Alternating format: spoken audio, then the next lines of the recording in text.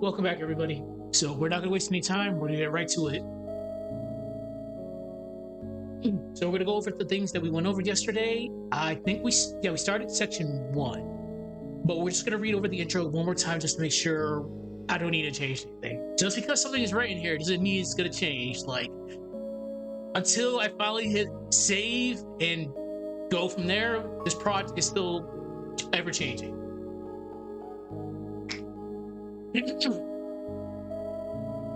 There's something terrifying. Excuse me. There is something terrifying about being born into a role you never asked for. Hold on. Music is kind of bumping, so give me a moment. There we go.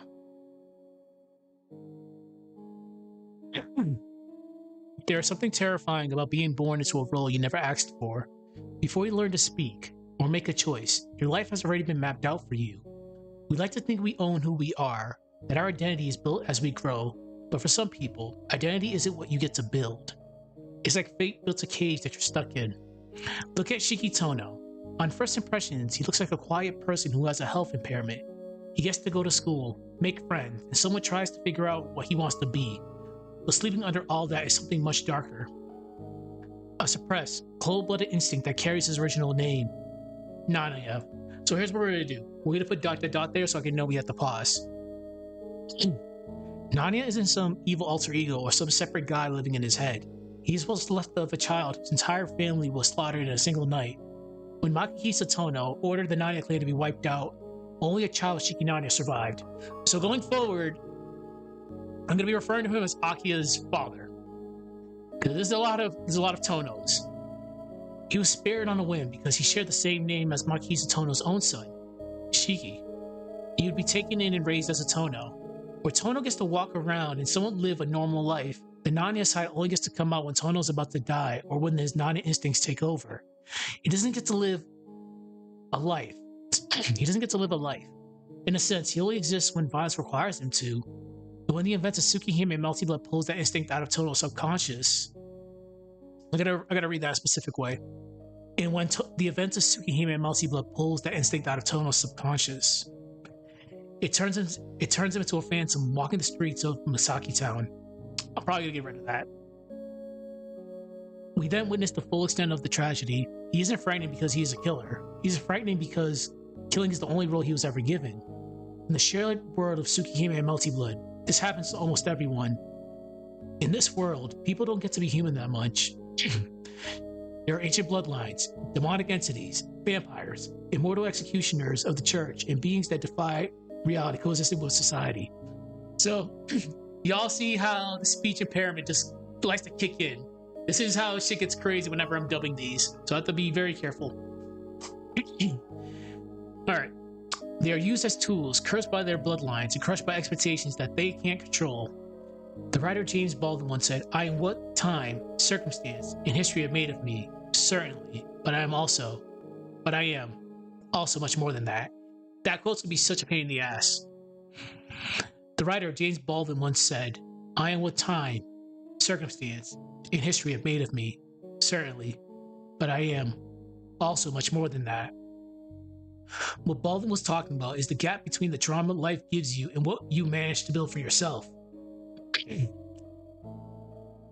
You're not only shaped by where you come from, but your identity comes from everything after. The choices you make when you're allowed to make them. Tohno was able to build an identity through his experiences, people he met, the choices he made. But the Nanaya persona inside of him never got that chance. He remained trapped in the time, circumstance, and history that created him. And that's the real tragedy here. It's not that Nanaya is a killer, it's that killing was the only identity the world allowed him to keep. If you look at almost everyone in Tsukihime and Melty Blood, they are stuck performing a role forced upon them by circumstance. Excuse me. If you look at almost everyone in Tsukihime and Melty Blood, they are stuck performing a role forced upon them by circumstance. Take Akiha. For a brief period, she grew up with Tohno as her adopted brother. But due to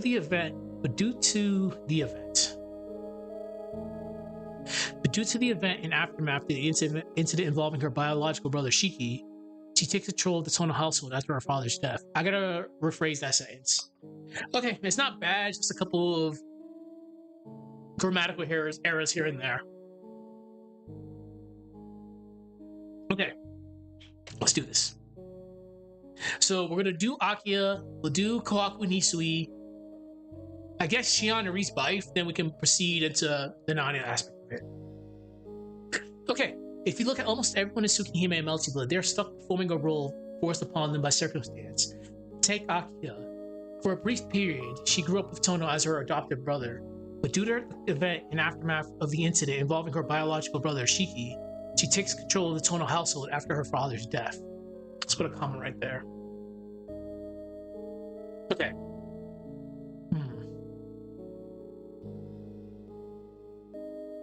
She takes control of the Tohno household after her father's death.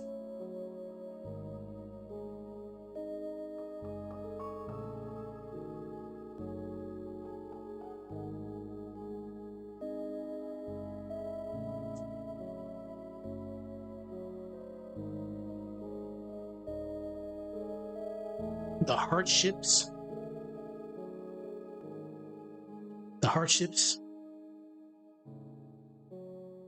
forced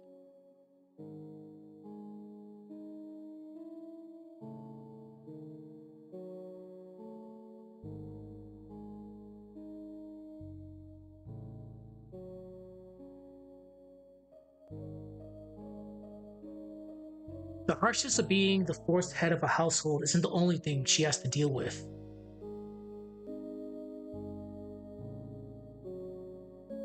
See, this is where, let me for a second. This is where, this is the good thing about Type Moon in general. You have so much stuff you can talk about. Like, we're going to introduce an angle, but we have so much material to go upon with that angle. But it's not the purpose of this video, because this is a Nanaya video. So I'm going to write a couple sentences, just the hardships that she has to deal with, just as an example, so we can lead into the Nanaya part of it. But it's so good that we have so much like lore and knowledge that we can add into like some random video that we can do someday. And I did not plug in my computer charger. That's pretty bad. We got plenty of charge. We're good. We're cooking. Okay. The harshness of being the forced head of a household isn't the only thing she has to deal with. Time is 7 minutes. Okay. She spends every day. Spends every day. She spends every day suppressing. If you know, you know what she does. Her and Kohaku do in the confines of her bedroom. If you know, you know. Suppressing her.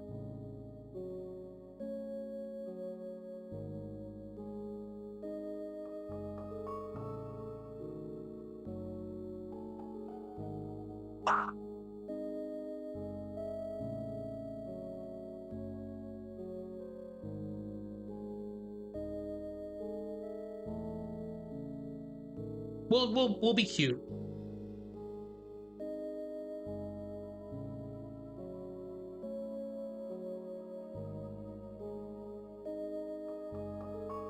The fact that Kohaku is still breathing baffles me to this day.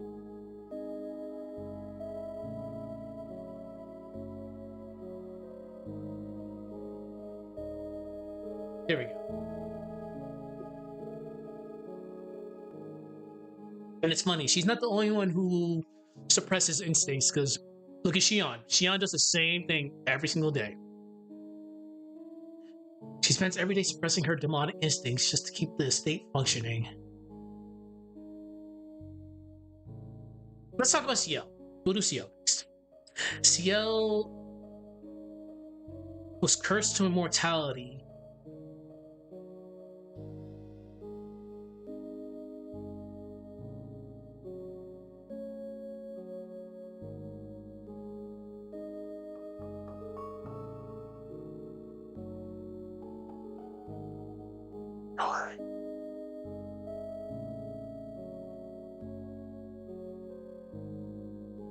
I'm just thinking.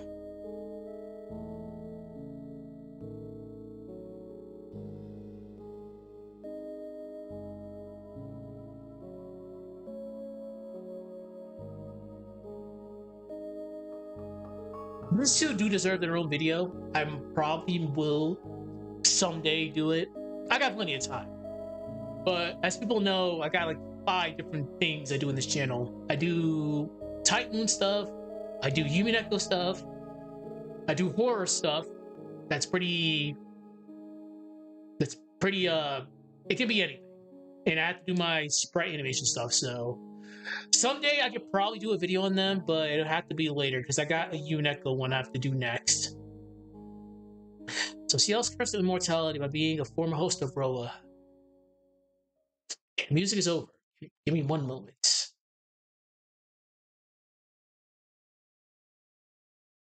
Fuck it. We go to Code Veronica.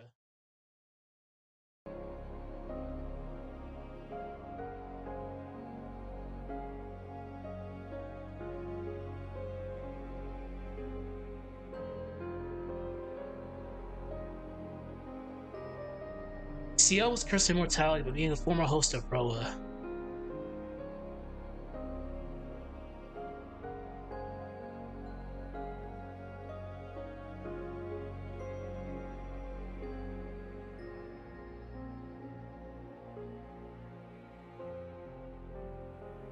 So, some churches.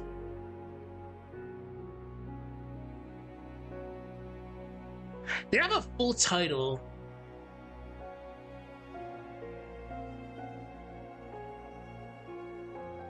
I'll get the full title later. It's been a bit. So the church.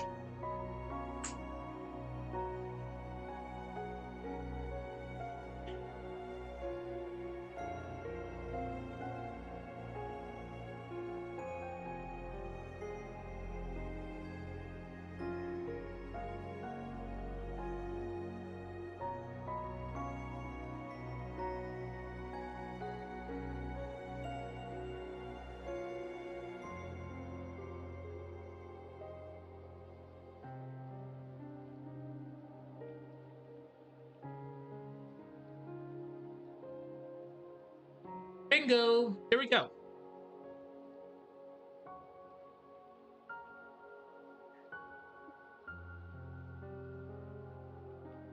Alright, let's see what we got so far.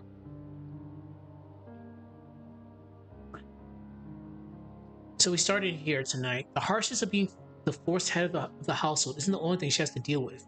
She spends every day suppressing her demonic instincts just to keep the estate functioning. Ciel was cursed with immortality by being a former host of Roa. While Roa is alive, she can't die, so the church, after numerous failed attempts to kill her, kept her as their unkillable enforcer. Okay, pretty straightforward. We can give a couple more examples, then we can proceed into the Nanaya aspect of it. Because the reason why I'm giving a lot of examples is just a lot of people just don't know about. A lot of people don't know about Tsukihime lore. They know about Melty Blood, because who doesn't like Melty Blood? I will block 2 ways until I die. Even though it's been a bit since I actually played, but a lot of people like the characters, but they don't know the lore behind said characters. Like I've gotten into straight up arguments with people about Shion's lore. It's like, Shion's cool. I'm like, yeah, she's cool. I have nothing against Shion. Then he's like, oh yeah, then you introduce the whole, yeah, you know, Shion's still a vampire, right? No, she's not. I'm like, bitch, do not test me. I will go to town with lore. But yeah, a lot of people, they like the characters, but they just don't know the backstory. So the church, after numerous failed attempts to kill her, kept her alive as their unkillable enforcer.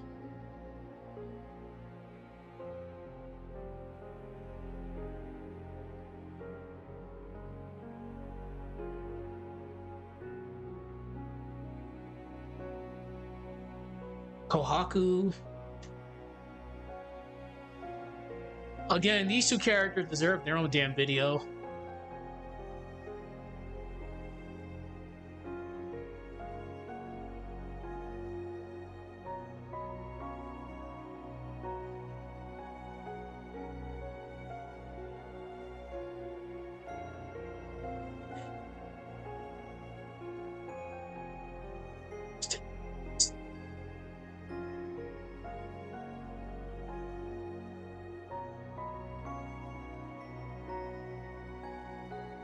let's just say Akia's dad's an asshole. But we'll save that for an eventual video. Their childhood was so... trauma.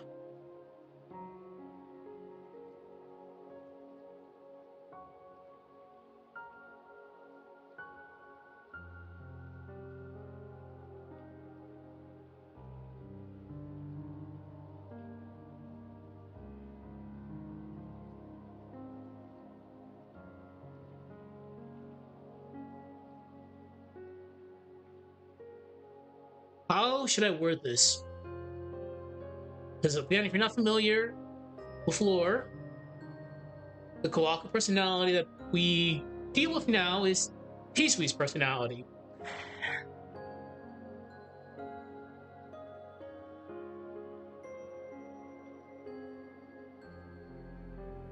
I could say mentally damaged, but damn, that sounds so severe.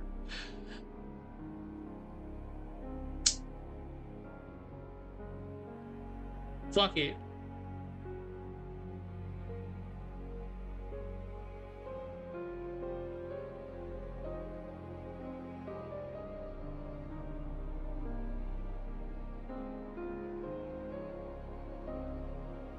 Okay. I'm probably gonna change that like 50 times.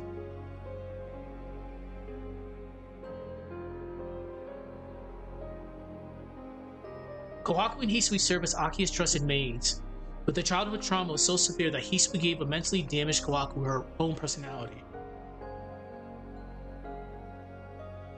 Okay, I think that's fine.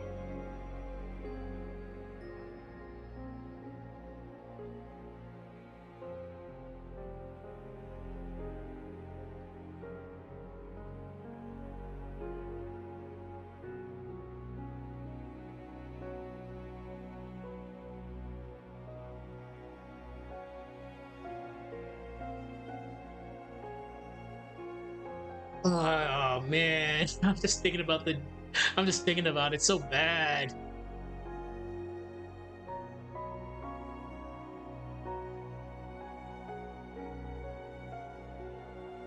I'm gonna be so sad tonight. Hold up.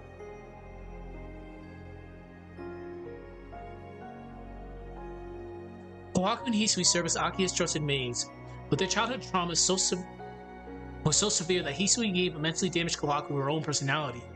This was done to protect her damaged sister.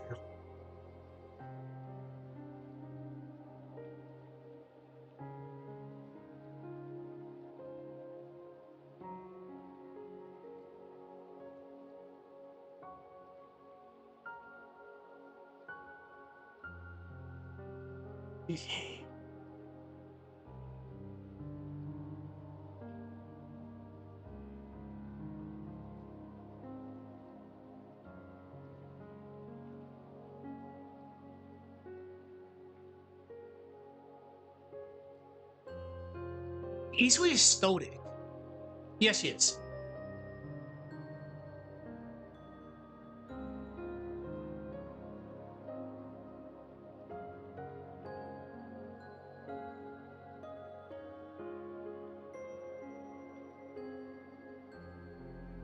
I know we don't talk about my past adventures in Melty Blood competitively, but H. Kohaku in Vanilla Actress Again, that bitch was toxic.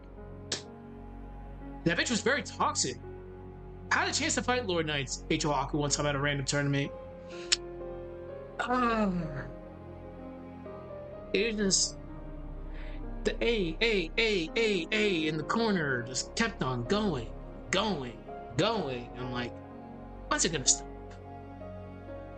I'm fine with Hisui though. Hisui is pretty hype whenever she gets going, but Kohaku, yeah, H Kohaku, yeah. I had a lot of salty matches with that bitch. I was playing Akia too. I had a lot of health that just died. I just died. I have a lot of Melty Blood stories from back in the day. It's just competitive Melty Blood is toxic. It's fun and toxic. There's a lot of shit that I got hit with that just defies logic. All right, song switch.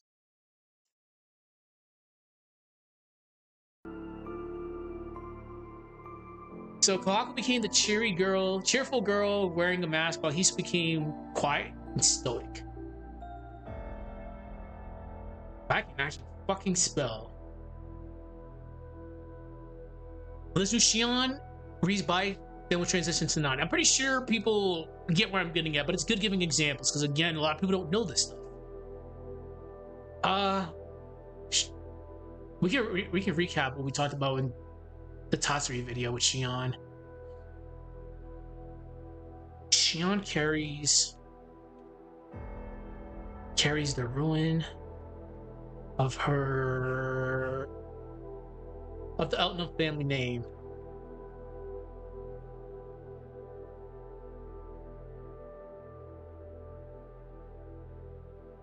Of the Elton family name on her back.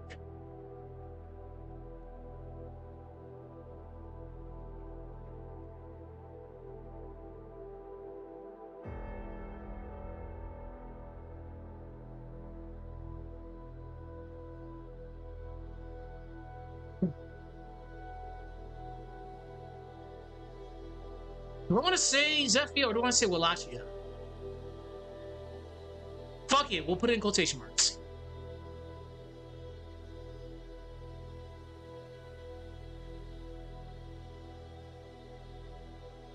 Remember, I'm pretty sure in React and Accidenza it was like that. But we're gonna use actions against spelling.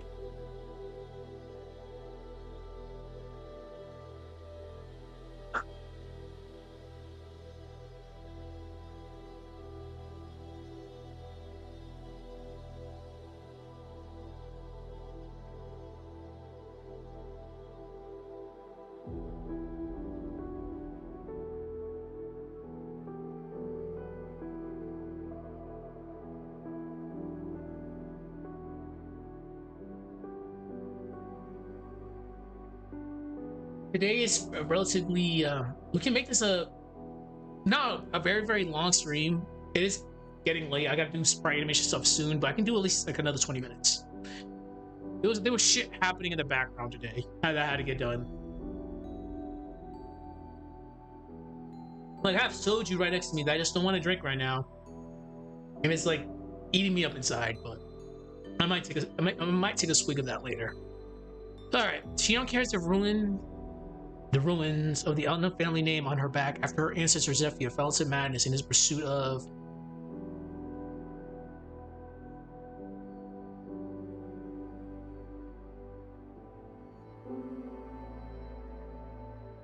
fell into madness.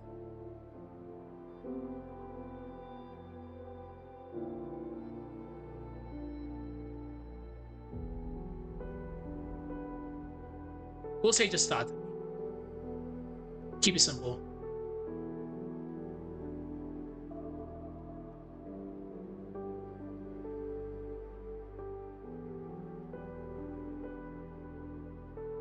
Breeze by. Freeze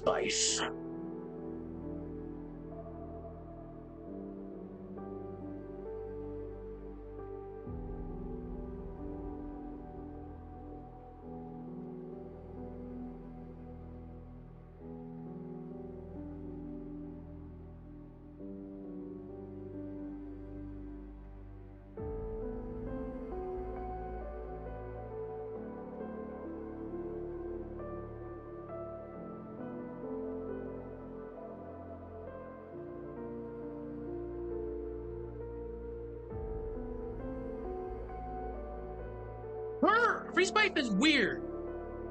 She's very, very, very weird.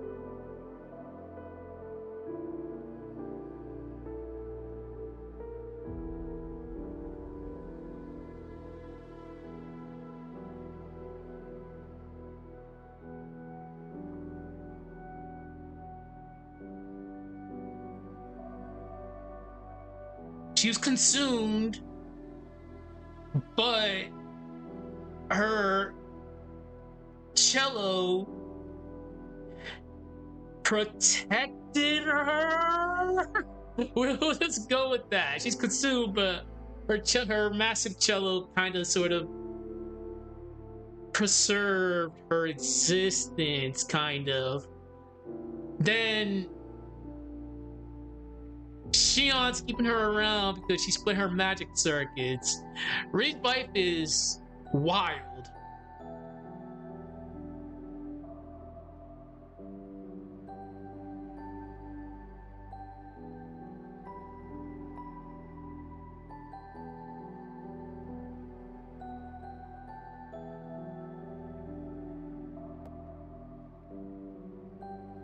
Let's just say various circumstances.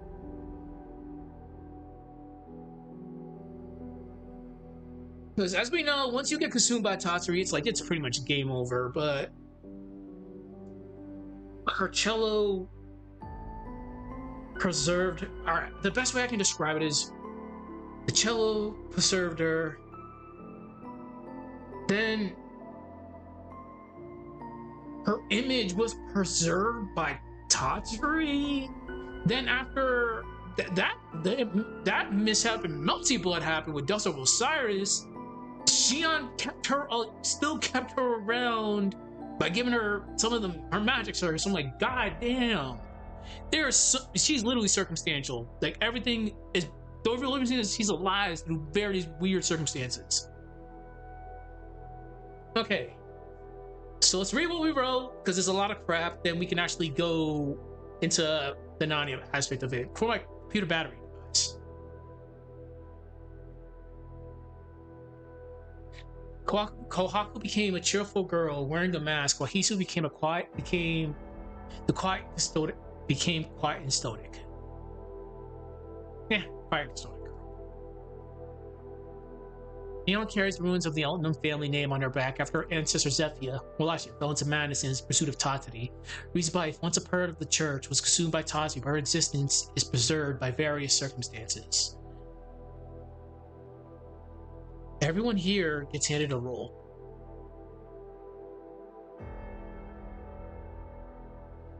Everyone here gets handed a role. But for most of these characters,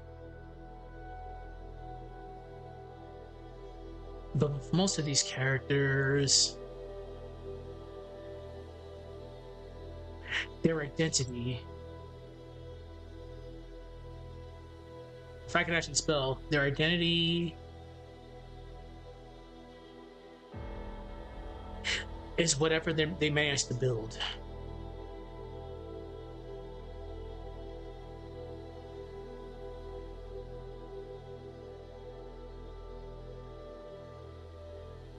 Everyone here gets handed a role, but for most of these characters, their identity is whatever they managed to build.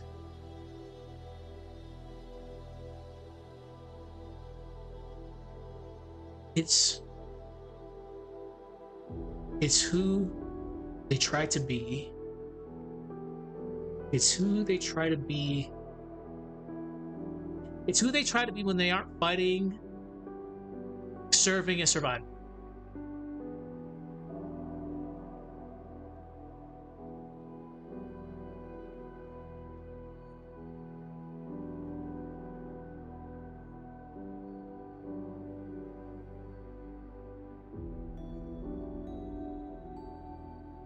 It's who they try to be when they aren't fighting, serving, and surviving. Okay. And the sad thing is, well, Naya doesn't get that. These guys, they have their role. They can change whatever their role can be. They have that opportunity. Naya doesn't have that. Naya doesn't have that opportunity. No, Naya doesn't get these moments.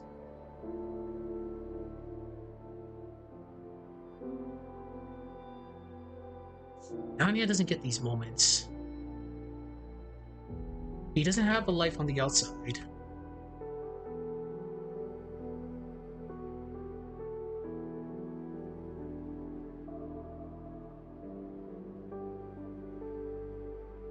He doesn't have a life on the outside of his role.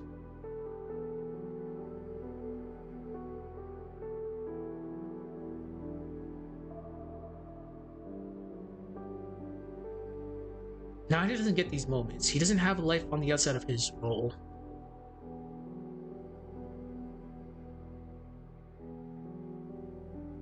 There's more we can write here. Let's look another few minutes and we'll start wrapping things up. He doesn't get to have a life. He doesn't have a life on the outside of his role.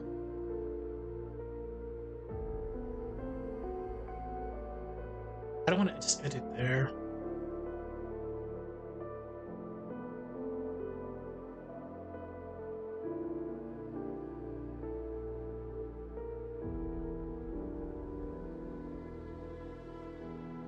He represents the what if of Shiki Tohno's life. Of Tohno's life. I gotta remember, we're just referring to him as Tohno, because I will go insane so fast. I'm so used to calling Tohno, because that's what we just usually did. Are y'all ready to face the random ass Crescent Tohno and his random ass wonky mix-ups? Or the brain dead half Tohno who just doesn't give a fuck? Or Unga Bunga F Tohno just hitting you for like 5k because he can? Good times. Good times. I can't say much because I subbed F Tohno in weird ass matchups. He represents the what if of Tohno's life.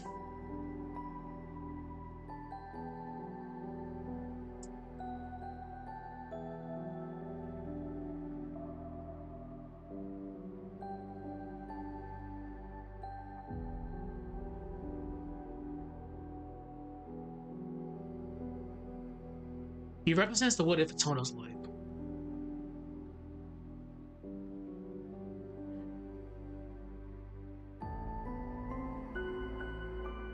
What happens?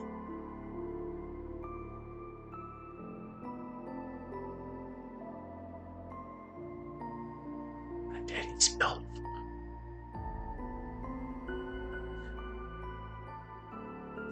What happens when an identity is built?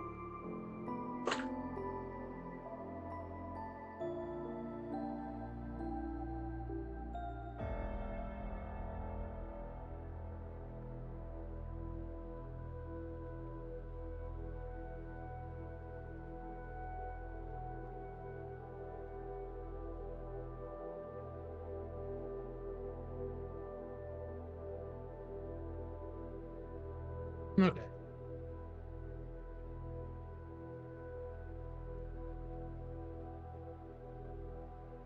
He represents the what if of Tohno's life. What happens when an identity is built out of the Nanaya family's upbringing?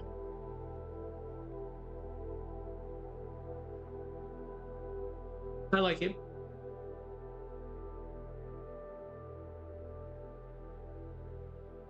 But now we have to go into a lot of detail about this.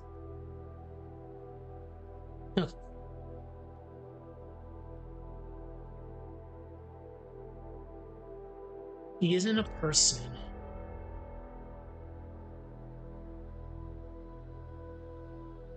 He isn't a person.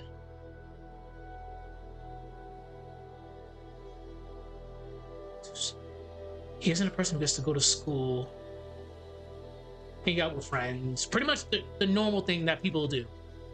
Hang out with friends. Or even think about the future.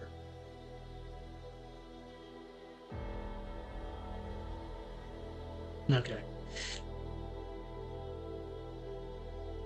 He's the dormant persona. He is the dormant persona. He is the dormant persona sleeping in the back of Tohno's mind.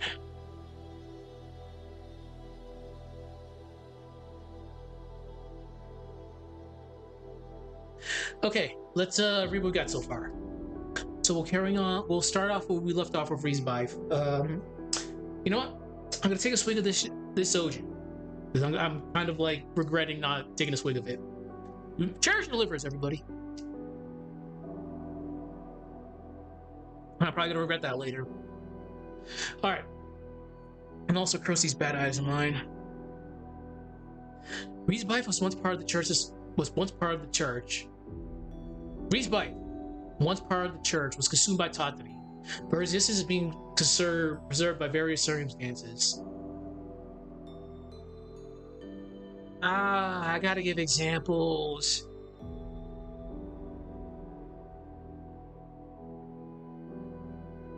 Such as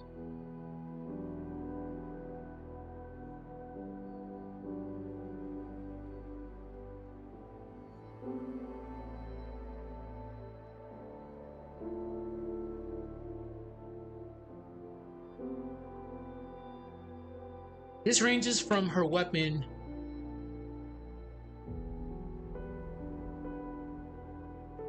I'm gonna put this in quotation marks.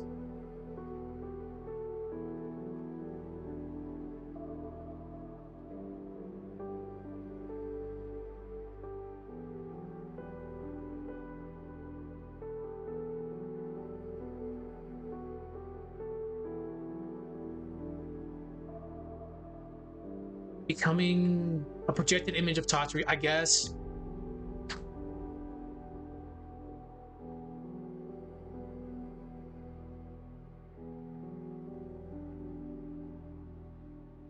And later being preserved by Shion. Again, holy shit, this character is quite literally. My death was great. My death was greatly exaggerated.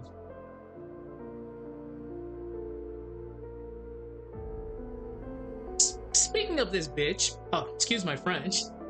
What the hell is F Freeze? Yeah, y'all know. What was it? Parry into pile bunker. Everything into pile bunker. Damn, there goes my health. I play Crescent from time to time. Crescent Breeze is fine. She's cool. I could not play half, but damn. If I just wanted to hate my life, people would just play full and just ruin my life. It was just very annoying because it was just brain dead. Anyways, Reed's wife, once part of the church, was consumed by Tatari, but her existence is being preserved by various circumstances. This ranges from her weapon protecting her when she was consumed, becoming a projected image from Tatari, and later being preserved by Shion. Everyone here gets a handed role, but for most of these characters, their identity is whatever they manage to build. It's who they try to be when they aren't fighting, serving, or surviving. Nanya doesn't get these moments. He doesn't have a life on the outside of his role. He represents the what if of Tohno's life. What happens when an identity is built out of the Nanaya family upbringing? Well, yeah, sure. He isn't a person just to go to school, hang out with friends. I forgot the whiff. Or even think about the future. He's the dormant persona sleeping in the back of Tohno's mind. Okay, I'm fine with that. Let's do like a few more minutes, then we'll wrap things up for tonight.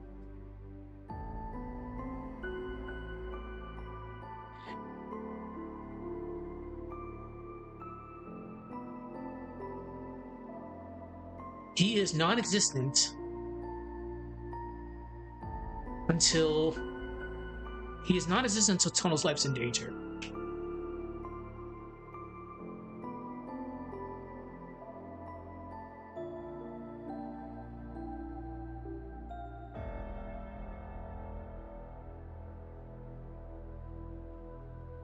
Tohno's because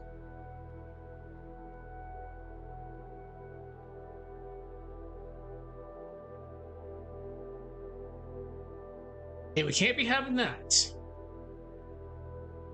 When alright. We're gonna do it. I'm gonna do it. Give me a second. We're gonna fucking do this. We're gonna be assholes.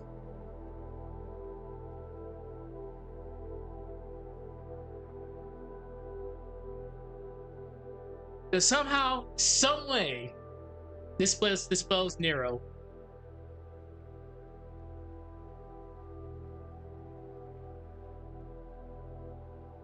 But Nero Chaos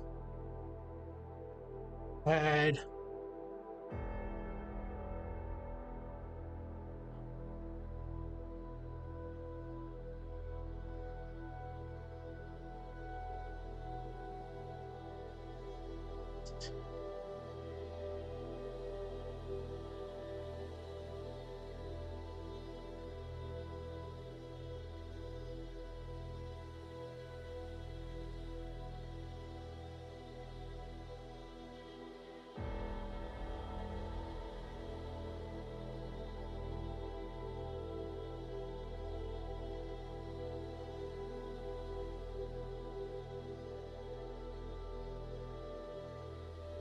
I want to word this a specific way.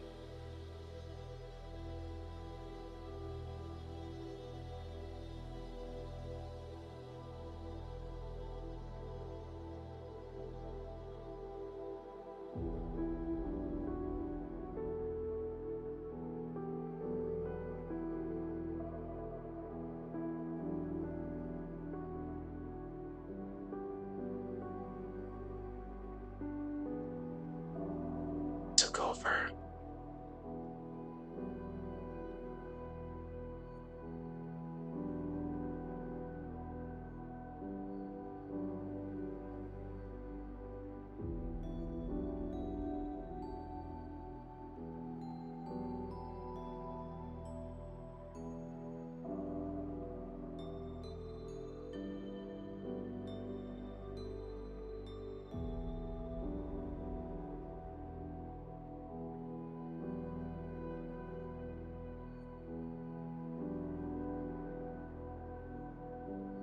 Okay, pretty straightforward.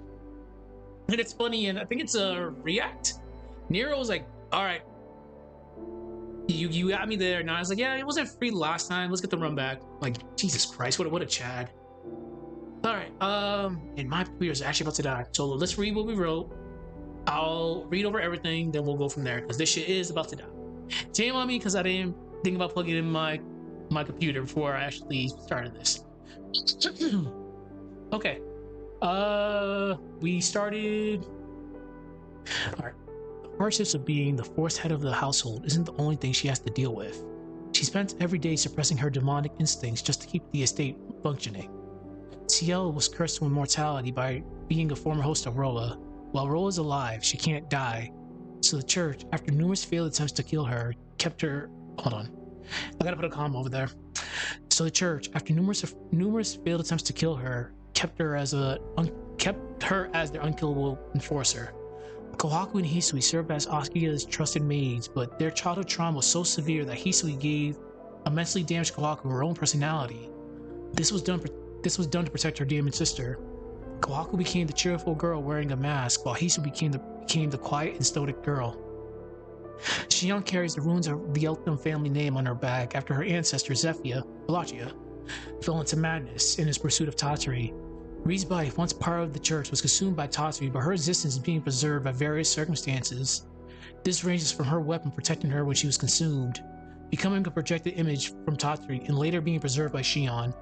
Everyone here gets handed a role, but for most of these characters, their identity is whatever they manage to build. It's who they try to be when they aren't fighting, serving, or surviving. Nanya doesn't get these moments. He doesn't have a life on the outside of his role. He represents the what-if of Tohno's life. What happens when an identity is built out of the Nanya family's upbringing? He isn't a person who gets to go to school, hang out with friends, or even think about the future. He's the dormant persona sleeping in the back of Tohno's mind. He is non-existent until Tohno's life is in danger because Tohno's death would mean his own death. When Nero Chaos had Tohno on the verge of death with his 666 beats, something happened within Tohno. Nanya took over and effortlessly killed all 666 of Nero's beasts, and himself included. Fair enough. I gotta probably fix that last sentence, but it's good. Alright, so good shit. We did about 45 minutes worth of work tonight, so enjoy the VOD, everybody. We'll do about the same amount of work tomorrow, as usual. If you guys have any suggestions for things that you guys want me to do, let me know, but I do have my own list of things I'll be doing for Type Moon. So I do got to do something on MASH later. Probably end up doing the characters that we talked about in today's script writing stream, but we can go from there. But besides that, enjoy the VOD, everybody. I'll talk to y'all tomorrow. Goodbye.